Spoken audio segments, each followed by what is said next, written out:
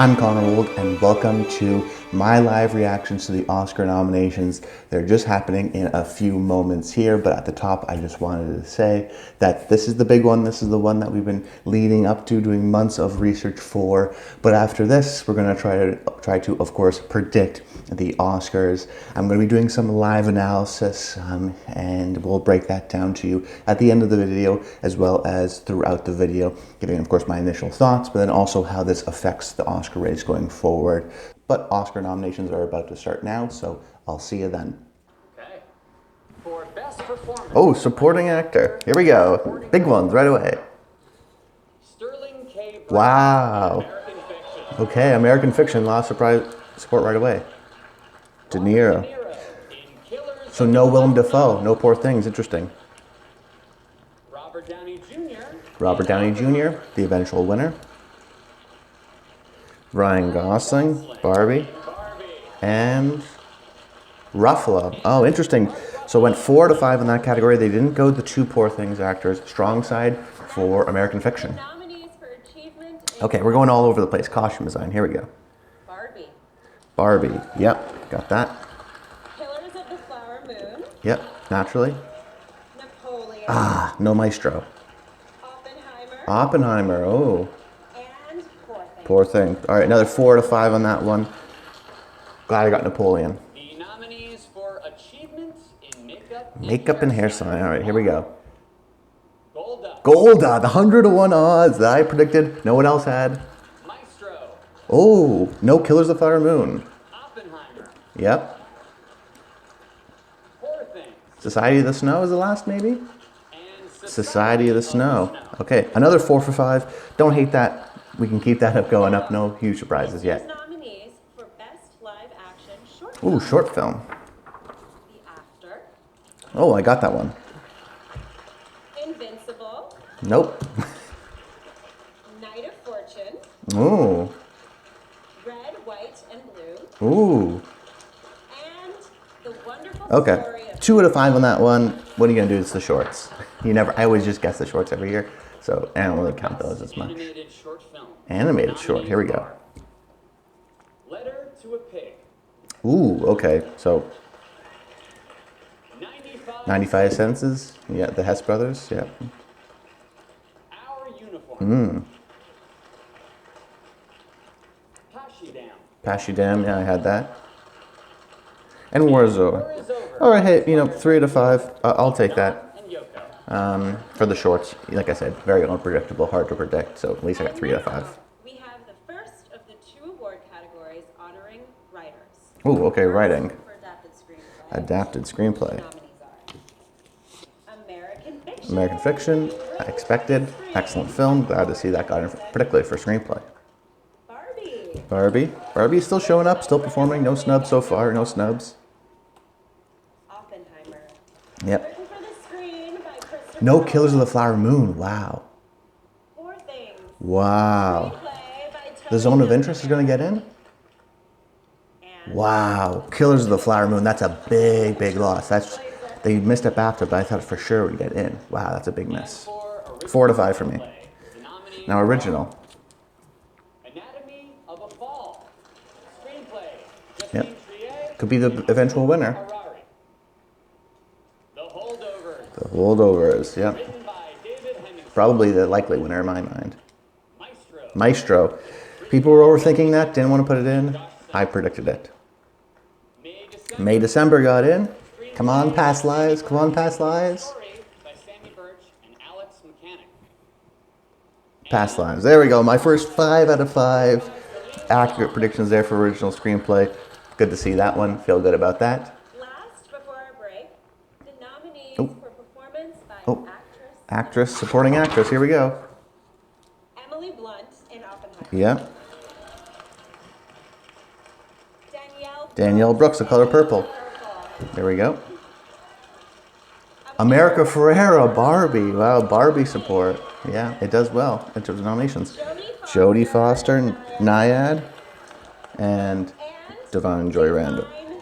So 4 to 5, so not too disappointed with how that ended up. But yeah, America Ferrera, I thought about it, but yeah, definitely sign support for Barbie. So we're at a break right now. Just some quick initial thoughts. The shorts I don't really care about. Original screenplay was expected, although no support for a movie like Air or Saltburn. May December did get in for screenplay, but missed on something like a Julianne Moore or a Charles Melton. So that's probably going to be its only nominee. Huge loss so far would be Killers of the Flower Moon in Best Adapted Screenplay. It did not get nominated at BAFTA, so that was kind of our sign that maybe it wouldn't get nominated at the Oscars. Still, I'm surprised that it didn't get in. This could maybe affect its overall support as a movie, and that could affect maybe Lily Gladstone's chances, for example, at winning Best Actress. Hard to tell right now because those nominations haven't come out yet. And I guess general support for American Fiction. I don't think it's necessarily going to win any of its categories, maybe aside from something like a Best Adapted Screenplay. But to see Sterling K. Brown get in there. Truth be told, in the supporting actor category, I was surprised. I thought it would be both Poor Things actors or none of them. So interesting to see that Ruffalo got in despite missing out at SAG and BAFTA. Still get in at the Oscars. And then Sterling K. Brown still getting in for American Fiction. And then just overall support for Oppenheimer, I think, sneaking into a category like Best Costume Design. I expect it to also get nominated for Best Production Design. The Zone of Interest overperforming in the sense of getting in for Best Adapted Screenplay. That was big too. So yeah, doing well so far. Mostly I'm looking at 4 out of 5s and 5 out of 5, so it didn't go super crazy, didn't get perfect on anything, but that's what we want. We want to get sort of consistent, accurate. That fifth slot's always really tough to predict, so we doing well so far, and let's go now into the rest of them. Next. The nominees. All right, and we're back. Best Original Song, here we go. The Fire Inside. Diane Ward, every year she gets nominated. The Fire Inside, I predicted that. I'm Just Ken. There you go. I predicted it, and they ended up still doing it. I'm Just Ken. There you go. Never Went Away. Got that as well. I'm just glad that I'm Just Ken's going to be performed at the Oscars. Oh. A Song for My People from Killers of the Flower And then what was I made for? Oh, interesting. Okay, so no Road to Freedom from Rustin. That could be potential negative to Coleman Domingo's chances. Hard to say so far. Nominees for Achievement in Music. Score. Okay, here we go. American Fiction. Oh, yeah. I predicted that as a possible contender in my video, but Indiana Jones, John Williams. You never should count him out. Killers of the Flower Moon, Oppenheimer, and Poor Things. Spider-Man Across the Spider-Verse, they hate Daniel Pemberton, which is a shame. He's such a great composer, but man, that's disappointing. But still 3 out of 5. Best Documentary, here we go. Bobby Wine. Oh, Bobby Wine, okay, interesting. The Eternal Memory. No 20 Days of Mariupol, was that? 4 Daughters. No American Symphony, wow. To Kill a Tiger. Oh, wow. Oh, 20 Days of Mariupol. They do at the end there. So no American Symphony, no Beyond Utopia, interesting. Only went 3 out of 5 in that category. Next. But no American Symphony, that's going to be interesting. Documentary short. The ABCs. Got that one. ABCs. Sheila Evans, first nominee. The Barber of Little Rock. Interesting. Yeah, that was a possibility. Island in Between. Oh, okay. The Last Repair Shop. Oof. Okay, only got 2 out of 5 there. And Nine and Waipua. Yeah. Camp Courage, Netflix, missed out. Interesting. For Best Only went 2 out of 5 on that one. International Feature Film. The nominees are International feature. Io Capitano. Oh, Io Capitano. Fascinating. Perfect Days got in. Damn. Society of the Snow. Spain. Yeah. The Teacher's Lounge, Germany. Oh, wow. The Zone of Interest? Ah, yikes. Only went 2 out of 5 on that one. I knew they'd not do only European films. I went with Totem instead of something like Perfect Days, but that was a tough miss. Animated feature, here we go. They're going fast. The Boy and the Heron. Yep. Elemental. Mm-hmm. Nimona. Yep. Robot Dreams. Oh, Robot Dreams. Fascinating. And Spider-Man. So no TMNT, went 4 out of 5 on that one. Robot Dreams, interesting surprise. Here are the nominees for Achievement in Production Design. Productions, here we go. Barbie. Yep. Killers of the Flower Moon. Yep, there we go. Jack Fisk. Napoleon. Napoleon. Oh, okay. Oppenheimer. And Poor Things? And Poor Things. Wow, I went 4 to 5, but that means a 5/5 overlap in both those categories. I don't think that's happened since 1966. Wow, that was interesting. Oh, hold on, why do we have an ad? What the hell is this? An ad, really? Film editing, Anatomy of a Fall. Killers of the Flower Moon. No Barbie, Killers of the Flower Moon, Oppenheimer. and And Poor Things. Poor Things, yeah. So no Barbie. In editing, that hurts for its chances of Best And Picture. for achievement in sound, here are the nominees. Sound. The Creator. Oh, interesting. The Creator. Maestro. Ooh, no Ferrari, no Killers. Mission Impossible. Mission Impossible. Oh, okay. Oppenheimer. Oppenheimer, yeah. And The Zone of Interest. Okay. 3 to 5, another strong showing for The Zone of Interest. Next, the nominees for achievement in visual effects. The Creator. The Creator, yep. VFX. That could be the potential winner. Godzilla -1 got in there as I predicted. Okay. Guardians of the Galaxy, Volume 3. Indiana Jones? No, Mission Impossible. The first Mission Impossible movie to get nominated in this category. And Napoleon. And Napoleon. Okay, 3 out of 5. No Poor Things. The Creator's looking to be the likely winner in that one. In cinematography, the nominees are Cinematography, here we go. El Conde, El Conde. Oh, wow. They love Ed Lockman. Killers of the Flower Moon, Yep. They're going to go 5 for 5, ASC. Maestro, Maestro. Okay. Oppenheimer. And Poor Things. So no Zone of Interest. A little bit of a disappointment there when ASC 5 for 5 exactly. For performance by an actor. Oh, actor in a leading role. Here we go. Bradley Cooper. Maestro. There you go. Cooper. Coleman Domingo for Rustin. They don't get him for song, but Domingo does get in for Rustin. Fascinating. Paul Giamatti, The Holdovers. Dark Horse contender Cillian Murphy. for Oppenheimer. And And Jeffrey Wright, American Fiction. Oh, 5 for 5 on that one. For a big category like that, felt good. Didn't go with Leo, went with Coleman. It was the right prediction. by an actress in a leading Actress, here we go. Annette Bening, Wow, Annette Bening for Naiad. Okay, support. Lily Gladstone, Lily Gladstone. Does that mean no Margot? Sandra Hüller. Anatomy of a Fall. Who's gonna miss? Carey Mulligan. And then it's gotta be Emma Stone. Wow, they didn't go with Margot. Margot gets nominated everywhere. They go with Annette Bening instead. Fascinating decision there. SAG, very accurate this year. directing. The nominees. Director, here we go. Justine Triet. Justine Triet. Yeah, wow, okay. Fascinating.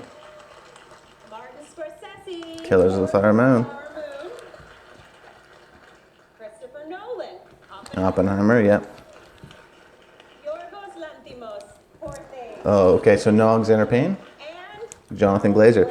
So they went 3 out of 5 for DGA, 2 international directors. I went with Alexander Payne, they went with Justine Triet. Fascinating. final category. Interesting. can't wait. Hurts the holdovers for sure, but doesn't, kill it. Here we go, best picture. Let's try to go 10 for 10. Picture of the year are American Fiction, Yep. Ben Leclerc, Nikos They're gonna take their time on this one. Core Jefferson, and Jermaine Johnson, Producers. Anatomy of a Fall. Yep, got that one. Raj Buchani and David Sion. Barbie, Barbie, yep. David Heyman, Margot Robbie, Tom Apperly, and Robbie. So Margot Robbie still gets nominated as a producer, but not as actress Barbie. The Holdovers, okay. Producer. Killers of the Flower Moon, yep. Dan Friedkin, Bradley Thomas, Martin Scorsese, and Daniel Lupi, producers.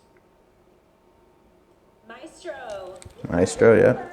I'd be surprised if there was an upset in one of these categories. And Christy McCosco Krieger, producers. Oppenheimer, Yep, there you go. Thomas, Charles Roven, and Christopher Christopher Nolan, producers. Past lives. Past lives, yep, still got in. Poor Things in the Zone of Interest should be locks here on out. Producers. Poor Things. Yep. Ed Guiney, Andrew Lowe, Yorgos Lanthimos, and Emma Stone, producers. And the Zone of Interest, there we go, 10 for 10. I'll do a quick tally now of some of my own thoughts and do a quick analysis of how well I did in terms of the nominees and try to figure out what's going to happen next and who's going to win and what this means for the future of the Oscar race. Give me a second and we'll do a quick edit and I'll give you that right now. Okay, now just tallying up some of my results. Got 74% if you include the shorts, but 78% if you don't include the shorts, which is, above our goal of 75% year-over-year accuracy. So I'm happy with that. Didn't do crazy bad, and especially the big categories did quite well. Shorts, don't want to really mention them because, there's no analysis involved there. And now I'm just going to go through all the categories just briefly to give some of my thoughts, and then at the end of the video talking about kind of maybe winners and losers. Spoiler, it's kind of hard to figure out. But Best Original Song, surprised that they didn't go with Rustin for a nomination, Road to Freedom. I thought that was a guarantee, particularly because they liked Colman Domingo in the acting side. But Killers of the Flower Moon getting a nomination there shows a little bit of support. Best Sound, I guess this was maybe the biggest surprise category of the night for me, just because I really had no idea the creator would compete in Best Sound, and the Mission Impossible getting in there was a possibility, but no Killers of the Flower Moon. That hurts that movie, even though that wasn't a guarantee. Editing, I went 4 for 5. Barbie missing out here, I think, is a big loss. It's pretty rare for a Best Picture winner to not get nominated for Best Editing. There's a direct correlation between getting nominated for Best Editing and winning Best Picture. So I don't think Barbie's winning Best Picture, but all the most important movies, Holdovers, Poor Things that could contend, did get nominated for editing. Best Visual Effects was an interesting one for me too. The big one, I guess, being Godzilla -1 getting nominated. I thought that would be sort of an internet win, one of our few internet wins, so I'm glad that I predicted that right. Interesting to see Society of the Snow not get in here, but does get in for makeup, which I wouldn't have associated. Napoleon getting in here, a bit of an overperformance for that film. And then Mission Impossible getting in. This series has never done well in this category, so it's fascinating to see that they actually did nominate it this time. Best International Film, didn't do too well on this one.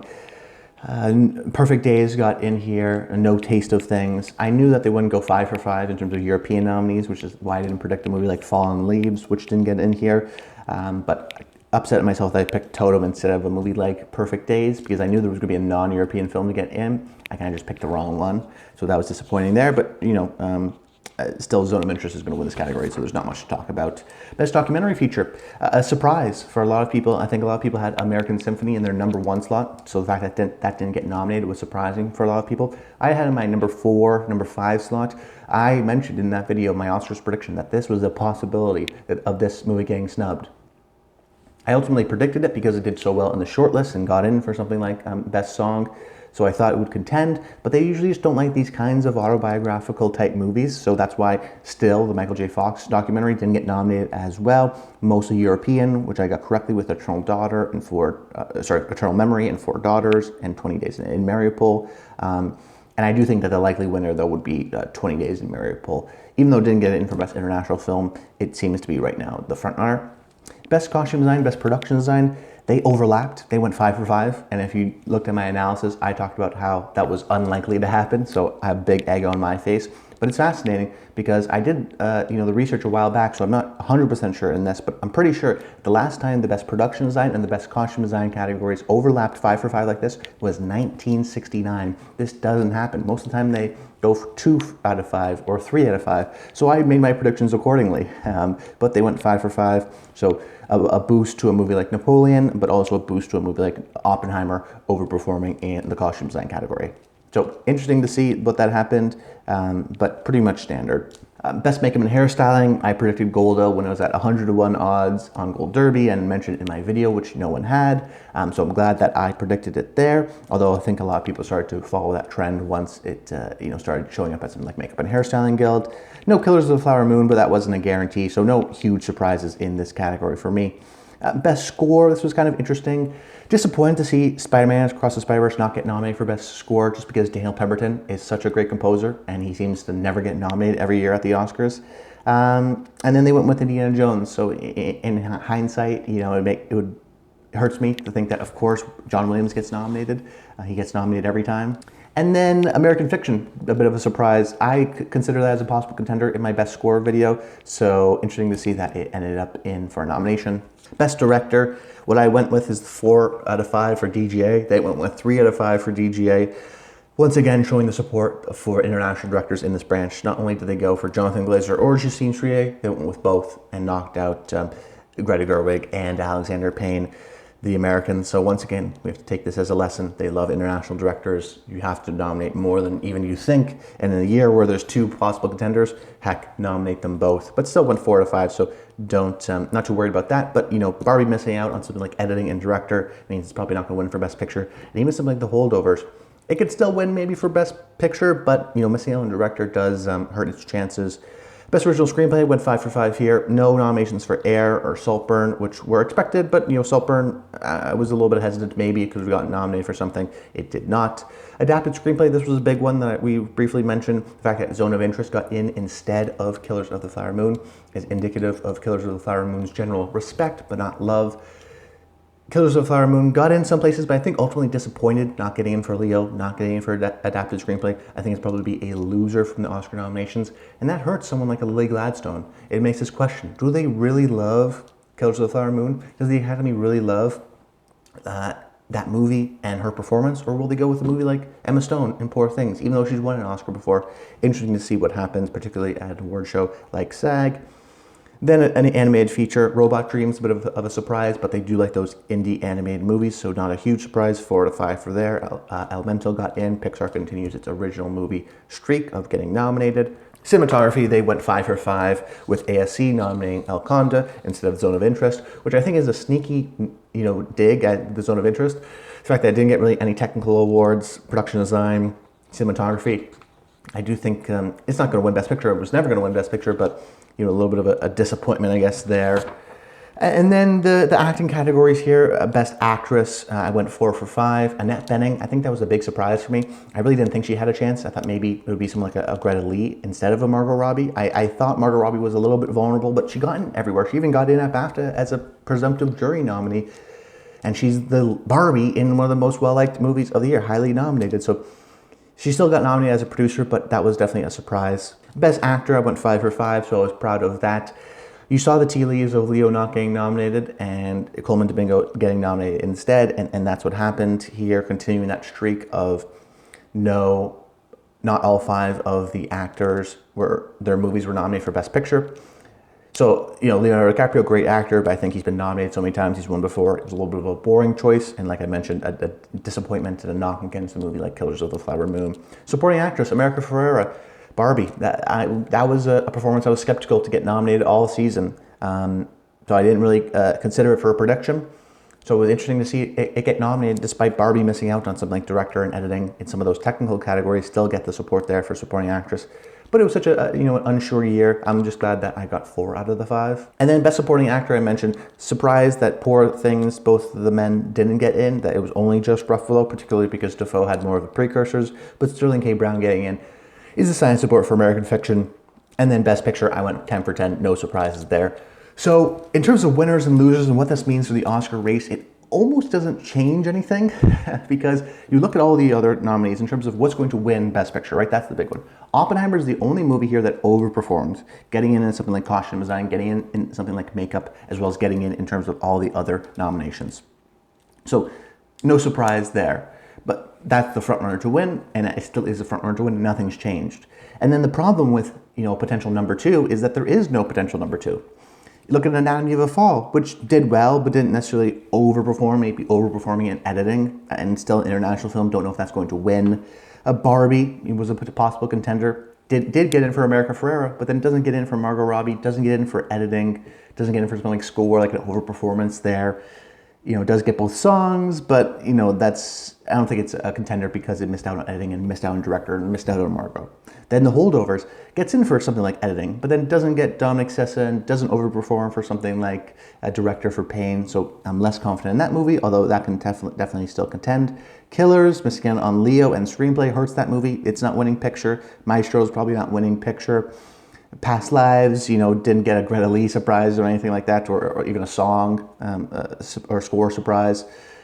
Then you have Poor Things, which I think did the best out of all these contenders just because it got in for Best Director and Screenplay and all those technical awards, but then misses out on something like Willem Dafoe. So then you go, okay, maybe the love and the passion isn't 100% there for that movie, but did get in for editing, did get in for screenplay and director. And then The Zone of Interest does get in and overperforms in something like Best Adapted Screenplay, but then doesn't overperform and get in for cinematography, or doesn't overperform and get in for production design. So there's, for every positive, there's a negative. Leo doesn't get nominated for Killers, but Killers got nominated for song.